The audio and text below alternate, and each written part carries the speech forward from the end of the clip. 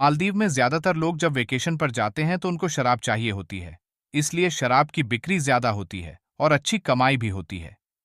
इस हिसाब से मालदीव को शराब से काफी अच्छी इनकम हो रही थी, जो सीधे तौर पर मालदीव की अर्थव्यवस्था को अच्छी रफ्तार दे रही थी।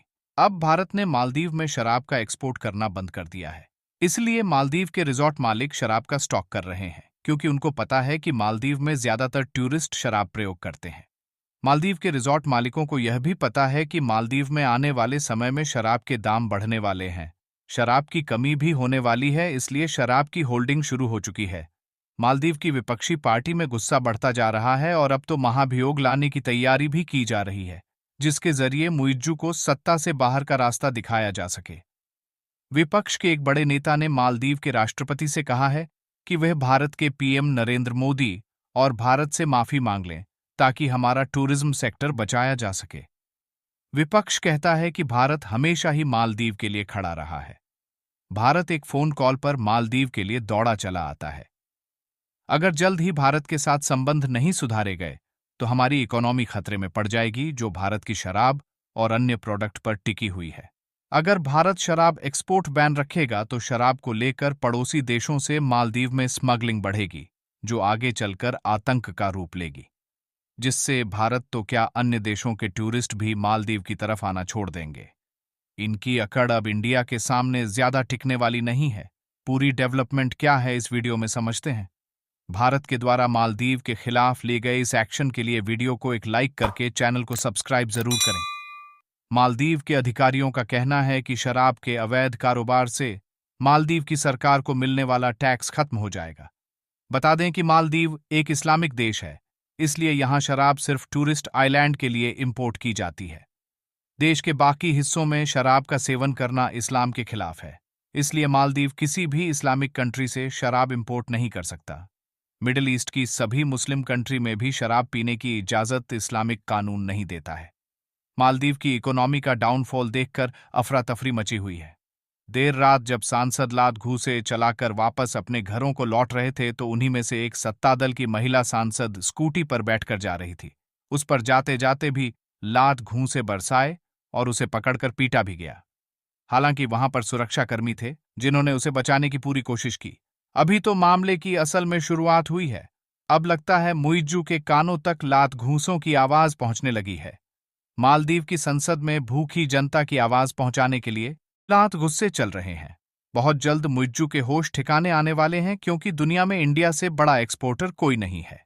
एमडीपी के संसदीय दल के उपनेता अनवर हुसैन ने द हिंदू से कहा, राष्ट्रपति मोहम्मद मुइज्जू हिंद महासागर क्षेत्र को अपनी नीतियों के कारण खतरे में डाल रहे हैं। वह सेना की मदद और पैसे का इस्तेमाल कर देश की संसद को सही एचजी से चलने नहीं दे रहे हैं। उन्होंने कहा, हम भूगोल को नहीं बदल सकते, हम चीन को उठाकर मालदीव के करीब नहीं ला सकते। भारत हमारा सबसे करीबी पड़ोसी देश, दोस्त और परिवार है, फिर चाहे दवा हो या खाना। हम भारत के बिना नहीं रह सकते। हम शांति से इसलिए रह पाते हैं क्योंकि भारत पड़ोसियों को पहले रखने की नीति पर चलता है। 80 सदस्यों वाली मालदीव की संसद में एमडीपी के पास 42 सीटें हैं। एमडीपी को 13 सीटों वाले डेमोक्रेट्स का भी समर्थन मिला है। यह मिलन ऐसे दो नेताओं के दलों के बीच हो रहा है जो एक दूसरे के राजनीतिक विरोधी हैं, मगर दो विरोधी एक लक्ष्य को पाने के लिए साथ हो गए हैं। ये लक्ष्य मोहम्मद मुइज्जू के खिलाफ है। मालदीव की पार्लियामेंट का जो स्पीकर है वह भी विपक्षी पार्टियों का है। एक बात तय है कि मालदीव में अभी बड़ा खेल होना बाकी है, क्योंकि विपक्षी पार्टियों के पास बहुमत है। इधर चीन भी मुइज्जू सरकार को बचाने की पूरी कोशिश में लगा हुआ है। अविश्वास प्रस्ताव लाने के लिए इस प्रस्ताव पर कम से कम 25% सांसदों के हस्ताक्षर होने चाहिए थे, और यह सिग्नेचर विपक्षी पार्टियों ने पूरे कर दिए हैं। अब कुछ ही दिनों के अंदर यह प्रस्ताव संसद के अंदर आ जाएगा। भारत ने मालदीव का शराब एक्सपोर्ट बंद करके सऊदी अरब में भेज दिया है, जहां पर मुस्लिम लोग हज पर जाते हैं, यानी मक्का मदीना जाते हैं। वहां पर सऊदी अरब की इकोनॉमी को बूस्ट करने के लिए भारत के कहने पर 70 सालों में पहली बार पहला ठेका खोला गया है, यानी लिकर शॉप खोली गई है। आपको पता है कि सऊदी अरब में दारू पीने पर कोड़े मारे जाते हैं, जेल भेज दिए जाते हैं, यहां तक कि देश निकाला हो जाता है। लेकिन सऊदी प्रिंस सलमान ने अब अपनी इकोनॉमी को बूस्ट करने के लिए कानूनों में बदलाव किया है। जब इतना बड़ा कट्टर इस्लामिक देश शराब के लिए अपने कानूनों में बदलाव कर सकता है तो सोचिए मालदीव का क्या होगा। मालदीव भारत से हर साल लगभग 8,000 एयर कंडीशनर इंपोर्ट कराता है। क्योंकि मालदीव में गर्मियों के मौसम में तापमान बहुत ज्यादा बढ़ जाता है, 35 डिग्री सेल्सियस से 40 डिग्री सेल्सियस तक पहुंच जाता है। इस तापमान को ठंडे देशों से आए टूरिस्ट सहन नहीं कर सकते, क्योंकि उन्हें इसकी आदत नहीं है। इसलिए बहुत सारे AC room facilities Maldives provide कराता है और मैक्सिमम एसी भारत से इंपोर्ट करवाई जाती है। अभी भारत के पास ये मार्केट ज्यादा बड़ा नहीं है, लेकिन फिर भी भारत यूएई, श्रीलंका, वियतनाम, मालदीव जैसे देशों को ऐसी इंपोर्ट करता है। लेकिन अब ये प्रोडक्शन कैपेसिटी जैसे ही बढ़ेगी हमारे एक्सपोर्ट भी डबल हो जाएंगे। ये इंडस्ट्री भारत में 3 बिलियन यूएस डॉलर की है, लेकिन 2028 तक ये 810 बिलियन यूएस डॉलर की हो जाएगी।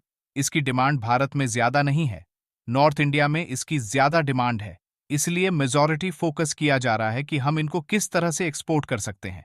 मिडल ईस्ट में तापमान 50 डिग्री सेल्सियस से 55 डिग्री सेल्सियस तक चला जाता है, इसलिए यहाँ एयर कंडीशनर की ज्यादा डिमांड है। भारत ने फिलहाल मालदीव में एसी का एक्सपोर्ट करना बंद कर दिया है। क्या भारत को एसी फिर से मालदीव को एक्सपोर्ट करनी चाहिए या नहीं? आप अपनी राय कमेंट में जरूर बताएं। जय हिंद, जय भारत।